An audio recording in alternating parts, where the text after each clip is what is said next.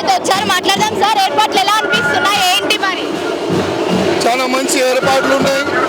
Already చాలా వరకు విగ్రహాలు వినాయక సాగర్ వైపు వెళ్తున్నారు. బస్సు నుంచి కానీ కారు నుంచి కానీ చాలా మంచి వ్యవస్థ కూడా మనకు కనబడుతుంది.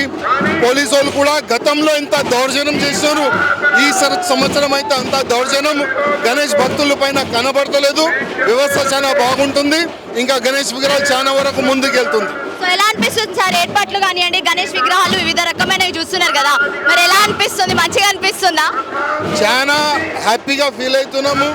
ఎందుకంటే హిందువులు ఈ గణేష్ పండుగలోనే ఒక్కటై బయటికి వెళ్తారు. మంచి ఒక వాతావరణం మనకు చూడడానికి కనబడుతుంది. చాలా మంచి వ్యవస్థ ఉంది, చాలా మంచి వాతావరణం కూడా ఉంది. మరి వినాయకుడు వెళ్తున్నాడు కదా, బాయ్ బాయ్ చెప్పాలనిపిస్తుంది ఆ వినాయకుడికి? అరే అంటే ఒకవైపు బాధ కూడా ఉంటుంది, ఒకవైపు ప్రశాంతం కూడా ఉంటుంది. అంటే మా ఒక్కటే ఒక స్లోగన్ ఉంటుంది, గణపతి బప్ప మోరియా అగలే బరస్సు జల్దియా.